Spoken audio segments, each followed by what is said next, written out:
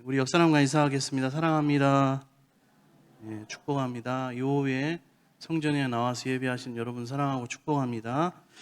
자, 오늘 하나님 말씀으로 들어가겠습니다. 오늘 본문은 예수님의 많은 이적과 기적의 놀라운 사역들을 들었던 이스라엘의 분봉왕 헤롯이 예수님을 잘 모르고 또 오해하고 또 두려워했던 사실과 그리고 이어서 세례 요한이 순교하는 내용에 대한 말씀입니다. 당시 예수님의 이름은 세상에 널리 알려져 있었습니다. 인기가 많았습니다. 죽은 자를 살리고 병든 자를 고치고 또 하나님의 복음을 전하고 뛰어난 능력이 나타나고 많은 사람들이 따랐습니다. 그리고 예수님에 대한 평가가 있었습니다. 다양하게 나타났습니다. 그 중에 오늘 말씀을 보면 엘리야가 다시 왔다라고도 하고 옛 선지자 중에 하나라고도 말했고, 특별히 세례 요한이 환생한 것이다, 다시 태어난 것이다, 다시 살아난 것이다 라는 말이 있었는데, 이것은 당시 사람들에게 있는 어떤 사람이 죽으면 그 영혼이 다시 다른 사람으로 다시 태어난다는 미신적인 생각의 반영이었습니다.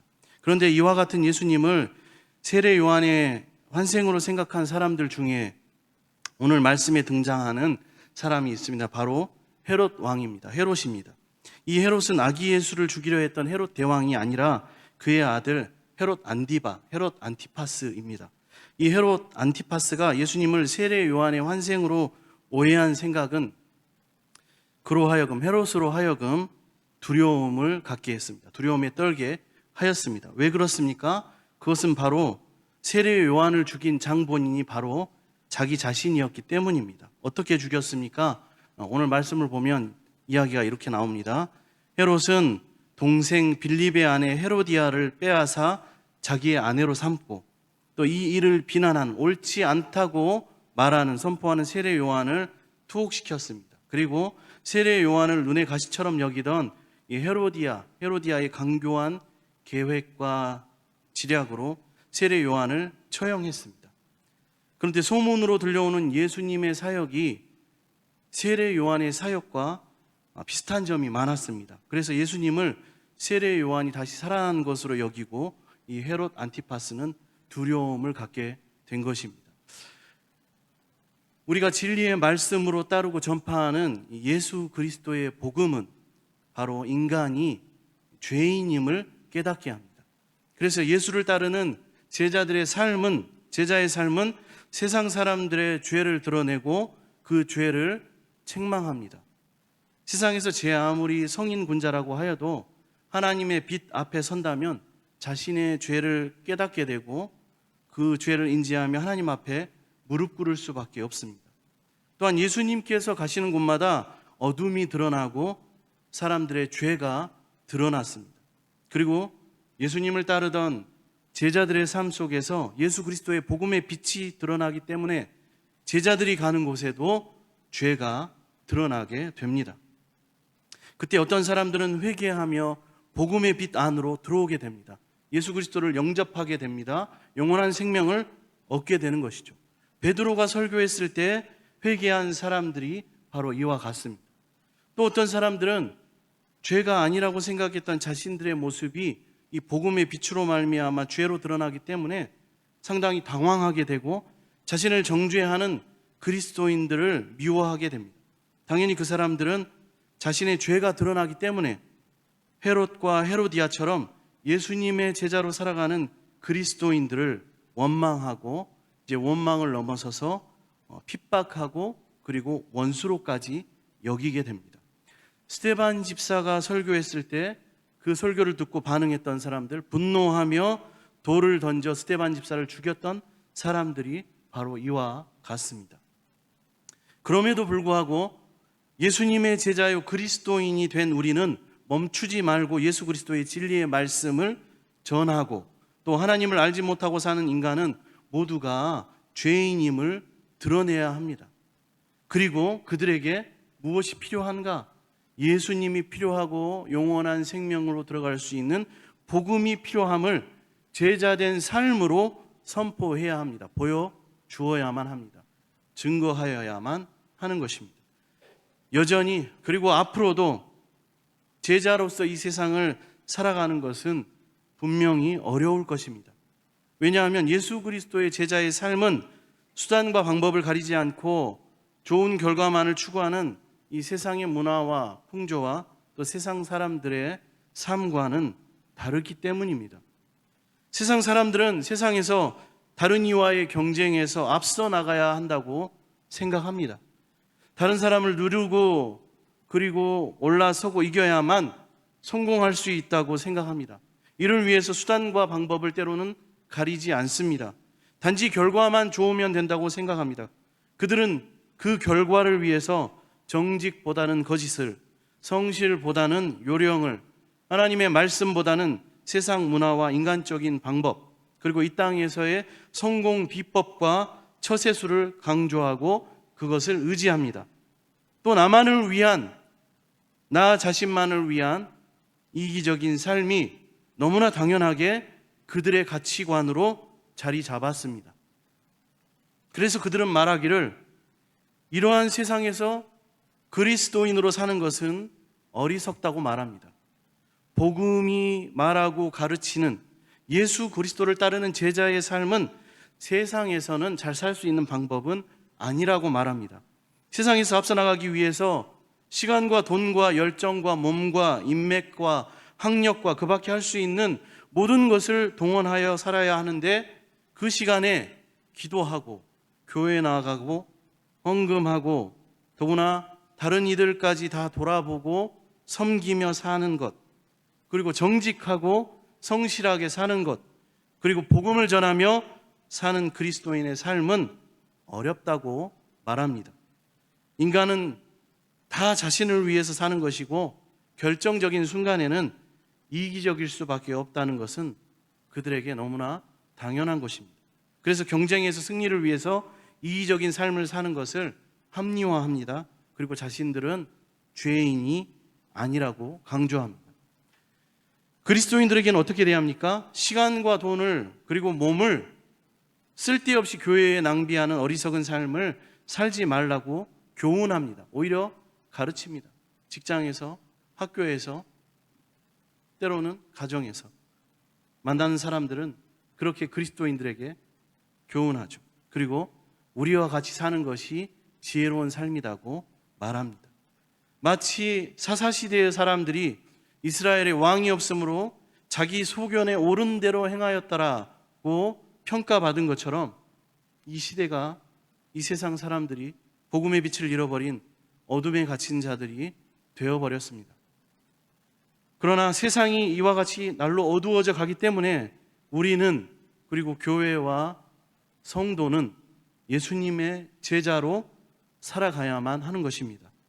그래서 예수님의 제자된 우리는 사람들에게 미움을 받고 원망을 들을지라도 복음을 전하는 것을, 복음 전하는 삶을 포기해서는 안 됩니다. 예수 그리스도의 복음이 결국 빛으로 세상에 나타날 것을 믿고 우리는 반드시 기억하면서 예수 그리스도의 제자로서의 삶을 사는 우리 모두가 되어야만 합니다. 힘들지만 제자의 삶을 끝까지 살아내는 것, 이것이 바로 헌신입니다. 이 헌신이 우리 모두와, 특별히 오늘 헌신 예배를 드리는 우리 모든 청년들에게 있기를 원합니다. 결국 예수님의 복음을 들고 나아가는 예수님의 제자들이 세상의 빛이 될 것이고 소망이 될 것입니다. 하나님께서는 반드시 그렇게 인도해 가십니다. 이 사실을 우리가 반드시 잊지 않고 기억하고 믿어야 합니다. 다음으로 오늘 본문 헤로디아를 보면 한 사람의 삶과 인생은 누구를 따르는가에 따라, 또 누구에게 속하고 다스림을 받느냐에 따라 그 인생이 좌우된다는 것을 우리가 알 수 있습니다. 본문의 헤로디아가 그의 딸 살로메죠. 딸을 이용해서 세례 요한을, 하나님의 선지자를 제거하는, 죽이는 내용이 기록되어 있습니다. 우리는 이러한 헤로디아의 모습을 구약 이스라엘 민족을 구원받게 하는 아주 복의 통로가 되었던 에스더와 비교할 수 있습니다. 한 사람의 인생은 그 한 사람의 인생으로만 끝나는 것이 아니라 그 주변과 그가 속한 공동체와 그를 아는 많은 사람들에게 영향을 미칩니다. 그 한 사람의 인생을 붙잡고 있는 것이 무엇인지가 그래서 너무나 중요합니다. 다시 말해서 그가 어떤 이의 손에 붙잡혀 있는가에 따라서 그 인생과 영향력이 완전히 달라지게 된다는 사실입니다. 헤로디아는 처음에는 헤롯 빌립 그리고 나중에는 헤롯 안티파스와 결혼한 왕비였습니다. 헤롯 안티파스가 한눈에 반하였다는 이야기를 참고하면 상당한 미모를 가진 여성임을 우리는 알 수 있습니다. 뿐만 아니라 헤롯 왕이 세례 요한을 두려워할 때 헤로디아가 딸을 시켜서 헤로드로 하여금 세례 요한의 목을 베도록 조종한 전략과 지략을 볼 때 그녀의 두뇌 그리고 그녀의 머리는 아주 명석한 사람임을 우리는 알 수 있습니다. 그런데 이러한 그녀가 헤로디아가 자신에게 주어진 지위와 미모 그리고 그 두뇌, 지혜를 어떤 곳에 사용했습니까? 바로 의로운 하나님의 선지자를 제거하는 일에 사용했습니다. 하나님의 선지자를 제거하는 일은 하나님을 대적하는 일입니다. 하나님을 대적하는 일은 멸망을 향해 달려가는 폭주 기관차와 같습니다. 성령을 거스르는 일이요 구원에서 벗어난 일입니다. 사탄과 마귀가 가장 좋아하는 일입니다. 결국 헤로디아의 이 일은 자신과 헤롯, 이스라엘 민족과 신앙 공동체를 망하게 하는 일이 되었습니다. 반면 에스더는 어떠했습니까? 에스더 역시 페르시아 아하수에로 왕의 아내로서 왕후의 지위에 있었습니다. 그녀 역시 한눈에 아하수에로 왕의 마음을 사로잡을 만큼 아름다운 탁월한 미모를 지닌 여인이었습니다. 그녀 역시 헤로디아와 마찬가지로 뛰어난 지략과 결단력을 지닌 지혜로운 여인이었습니다. 에스더는 하나님이 주신 지위와 재능을 무엇을 위해 사용하였습니까? 위기에 처한 동족을 구하는 데 사용하였습니다. 민족을 살리고 신앙 공동체를 살리는 데 사용하였습니다. 자신의 안위를 생각하기보다는 동족인 이스라엘 백성들과 신앙 공동체인 형제와 자매들을 위해서 하나님이 자신에게 허락하신 모든 것을 쏟아붓고 사용하였습니다. 결단하고 헌신하였습니다. 결국 에스더의 헌신과 결단은 자신과 그리고 모르드게 이스라엘 민족과 신앙 공동체를 살리는 일이 되었습니다. 하나님을 기쁘시게 하고 하나님의 계획을 이루는 복의 통로가 되었습니다. 헤로디아와 에스더를 이와 같이 비교해 볼 때 비슷한 점이 많은 이 두 여인은 각각 살인자와 구원자로 그 인생이 갈라지게 되었습니다. 그 배경은 무엇입니까? 그것은 바로 헤로디아는 사탄의 손에, 에스더는 하나님의 손에 붙잡혀 있었기 때문입니다. 결국 한 사람의 삶과 인생을 진정으로 결정하는 것은 그 사람이 지닌 능력과 재주, 그 밖에 다른 것들이 아니라 그가 누구에게 속해 있는가, 누구의 다스림을 받고 있는가에 달려있다는 사실입니다. 우리는, 저와 여러분은 누구의 손에 붙잡혀 살아가시겠습니까? 하나님께 속하여 살아가시는 복된 인생이 되시기를 축복합니다. 제자는 예수님을 따르기 위해서라면, 그리고 하나님께 속하여 살아가기 위해서라면 세상과 원수되는 것, 핍박을 당하는 것, 죽음까지도 감수해야만 합니다. 세상 사람들은 예수님을 따르는 제자들로 인하여서 자신이 죄인이라는 것을 알게 됩니다. 그렇기 때문에 예수님의 제자들을 미워합니다. 그리고 핍박합니다. 세례 요한이 헤로디아에게 원수로 여겨진 것처럼 제자의 삶을 사는 그리스도인은, 그리고 하나님께 헌신한 주님의 자녀는 세상에 복음을 전할 때 복음을 거부하는 자들의 원수가 되어 많은 어려움을 당하게 됩니다. 그리고 당하게 될 것입니다. 나라의 절반을 받는 것보다 세례 요한을 죽이는 것이 더 먼저라고 말하는 헤로디아처럼 세상 사람들은, 복음을 거부하는 자들은 우리를 미워하고 원망합니다. 특별히 코로나 시대를 살아가는 이 시대에는 그 세상 사람들의 분노가 더 극에 달하고 있습니다. 믿지 않는 가족들, 믿지 않는 직장 사람들, 믿지 않는 친구들, 또 알지 못하는 수많은 사람들까지 교회라면, 성도라면 미워하고 싫어하고 핍박하고 괴롭힙니다. 요즘 고등부 친구들이 학교나 학원에서 친구들과 얘기하다가 교회 이야기가 나오면 교회를 욕하고 목회자와 그리고 교인들을 죄인 취급하는 분위기가 된다고 합니다. 자신도 모르게 우리 믿음을 가진 고등부 친구들은 움츠러든다고 합니다. 그러면서 자연스럽게 나오는 말이, 너도 교회 다니냐? 너도 교회 다니냐라는 말은 무슨 말입니까? 너도 코로나를 퍼뜨리는 무개념 교인이냐라는 말입니다. 또 이 말에는 더 많은 의미가 함축되어 있습니다. 예수의 모습을 잃어버린 교회, 맛을 잃어버린 소금과 같은 교회, 세상 사람들보다 더 싸우고 화해하지 않고 이기적이고 배려심이 전혀 없고 부도덕한 신뢰를 잃어버린 교회. 한 가지 우리가 여기서 주의할 것은 세례 요한이 당한 핍박이 예수님을 전하고 복음의 삶을 살고 참된 헌신자의 삶을 살면서 받는 핍박이지 제자의 삶과는 상관없이 개인의 부도덕함과 불법을 행하는 일 등 누가 봐도 예수와 상관없이 사는 사람이 받는 핍박을 말하는 것이 아니라는 것입니다. 지금 이 시대는 교회를 다녀도 예수와 상관없이 사는 사람들이 많이 있습니다. 나는 그렇지 않을까요? 어떤 사람이 그런 사람들일까요?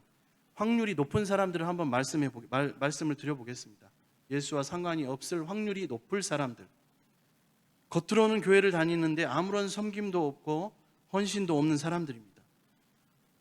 내가 예배 드려주는 것도 얼마나 힘든 것인데 예배 드려주는 사람들입니다. 예배 드려준다고 생각하는 사람들입니다. 극동방송을 듣다 보니까 어떤 남자 성도분이 간증하는 이야기를 들었습니다. 처음에 저는 교회를 다녔는데 아내가 내가 교회 나가면 좋아하기 때문에 저는 교회를 나가줬습니다. 그리고 아내가 좋아하기 때문에 사랑하는 아내를 위해서 예배를 드려줬습니다. 그런데 교회를 나가다 보니 제가 예배 드리는 사람이 되었습니다. 이렇게 간증을 들었습니다. 예배 드려주는 것 초신자나 이제 막 신앙을 시작한 사람들에게 있을 수 있는 일입니다. 그리고 당연한 것입니다. 그렇게 믿음이 쌓이는 것이죠. 하지만 신앙생활을 오래 하고 심지어는 직분을 가지고 있는 자들이 내가 예배 드려준다라고 생각한다면 그것은 예수와 상관없을 확률이 높은 사람이 되는 것입니다. 개척교회 같은 교회는 그런 성도들이 더 있을 수 있잖아요. 헌금을 많이 하고 직분을 가지고 예배 드려주고 헌금해주고 내가 그만큼 중요한 사람이다라고 생각하는 사람이 있을 수도 있지 않습니까? 예배 드려준다. 또 이것을 넘어서서 섬겨준다. 내가 재직회 임원으로 섬겨주고 부역장으로 섬겨주고 내가 회장으로 섬겨준다. 남녀성교회 내가 속한 공동회장으로 섬겨준다라고 생각하면 예수와 상관없을 확률이 점점 높아지는 것이죠. 시간이 되면 예배 나가지고 안 되면 자기 할 일을 먼저 하는 사람들입니다. 교만한 사람들이죠. 교회를 다니는 이유가 그냥 기복적인 신앙과 똑같습니다. 다른 종교를 가진 사람들이 신앙하는 이유와 똑같죠.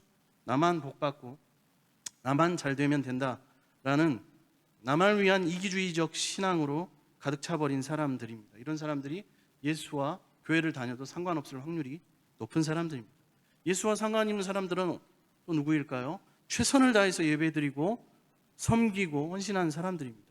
예배드려주는 것이 아니라 겸손한 예배자로 서 있는 것입니다. 어찌하면 한 번이라도 하나님 마음을 알 수 있을까? 하나님 말씀을 들을 수 있을까? 하나님을 높여드릴 수 있을까? 한 번이라도 더 예배하려고 고민하고 애쓰는 사람들입니다.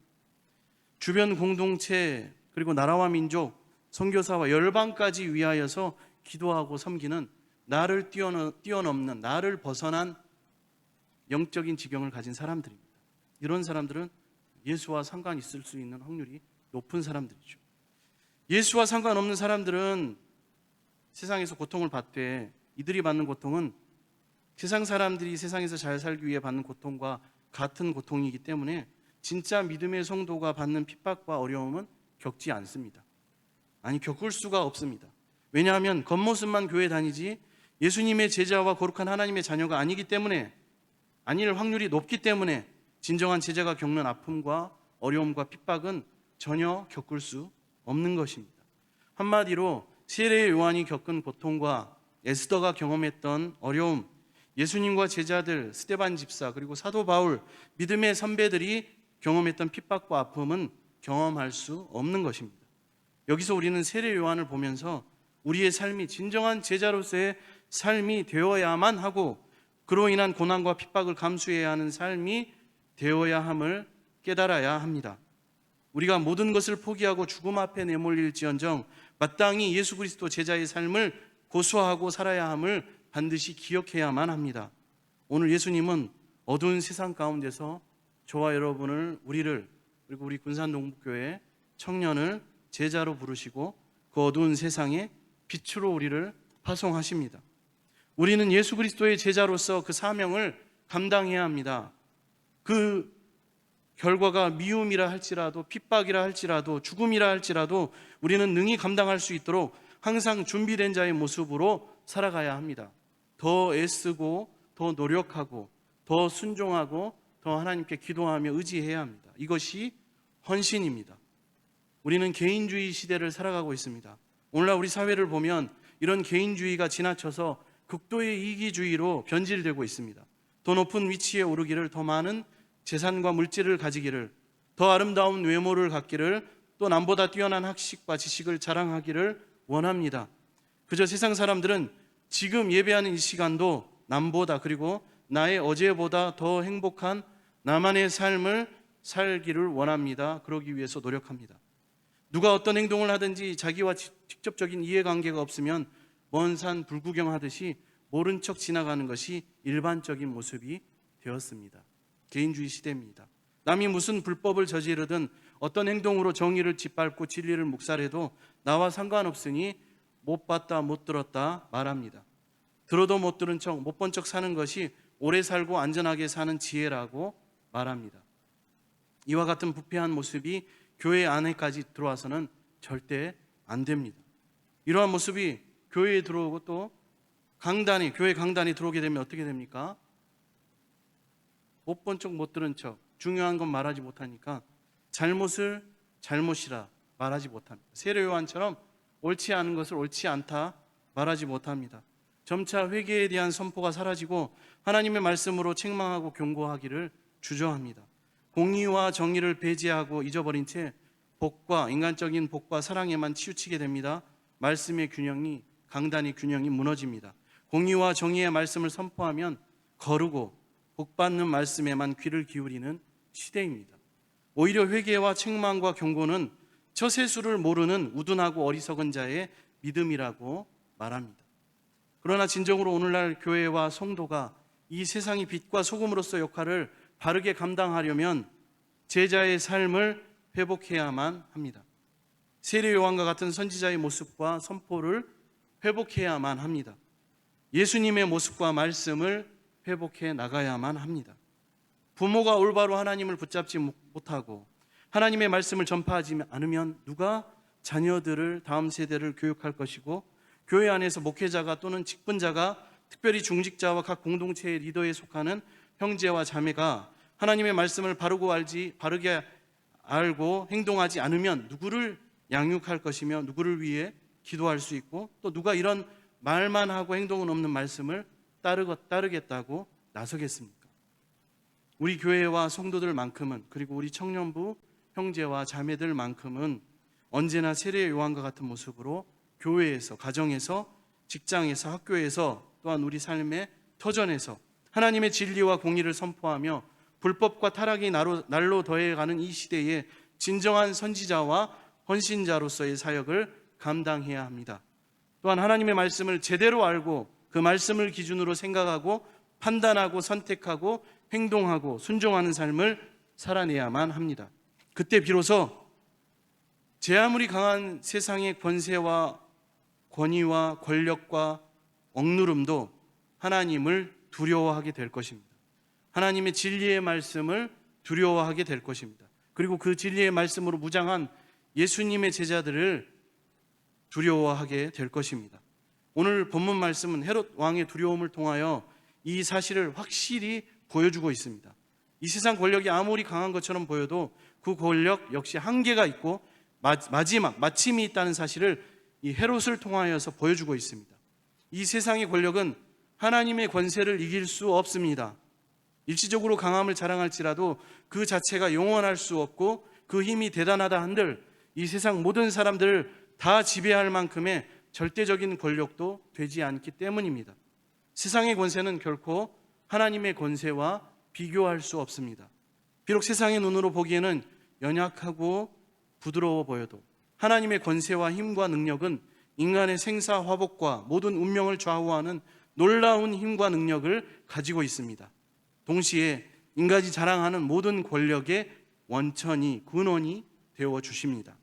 그래서 이 하나님을 의지하면서 하나님의 말씀을 전하는 세례 요한을 헤롯은 두려워할 수밖에 없었던 것입니다. 세례 요한이 다른 재능과 능력을 가진 것도 아닙니다. 오직 진리와 능력이 되시는 하나님의 말씀만을 소유했습니다. 세례 요한은 하나님의 이름으로 행했고 하나님이 함께 하신다는 믿음이 있었습니다. 세례 요한은 예수님의 제자의 삶을 살아냈습니다. 세례 요한은 하나님의 권세를 소유한 자였습니다. 비단 헤롯뿐만이 아닙니다.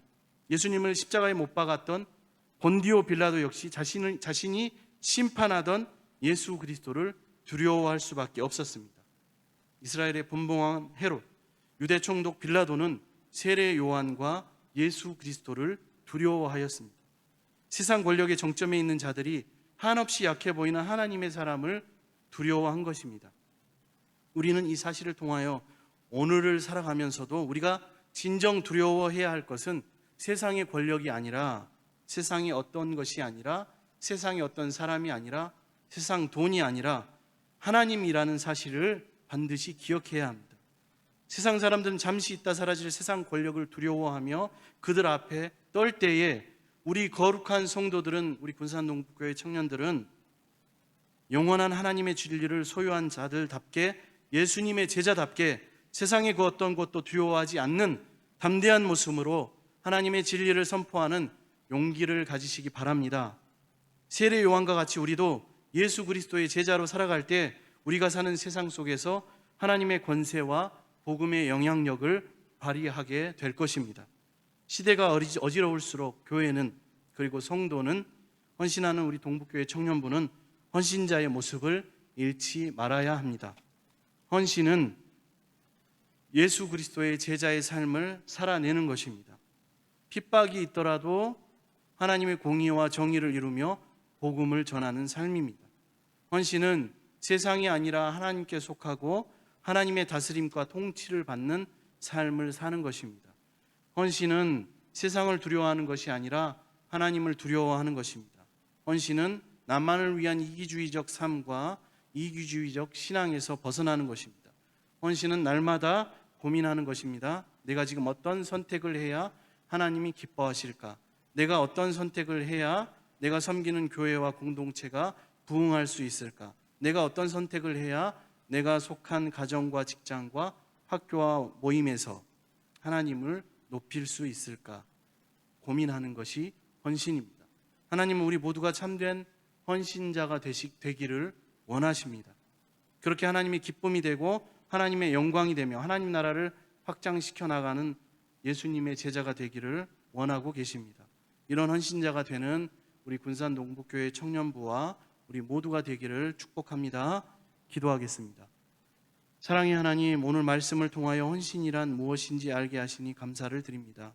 예수 그리스도의 모범을 따라 세상을 이기고 복음을 전하는 제자의 삶을 살아가게 하여 주옵소서. 오직 하나님께 속한 하나님 백성이 되게 하시고 하나님 통치 가운데 기쁨과 만족을 누리게 하여 주옵소서. 이기주의적인 모습과 이기적 신앙을 벗어나게 하시고 우리가 속한 모든 곳에서 참된 헌신과 섬김으로 하나님께만 영광 돌리는 그리스도인 되게 하옵소서. 삶 속에서 마주하는 모든 선택의 순간에 하나님이 기뻐하시는 선택을 하게 하시고 늘 영적인 성숙과 부흥을 위해 고민하는 거룩한 헌신자가 되게 하여 주옵소서. 감사드리며 예수님의 이름으로 기도드립니다. 아멘.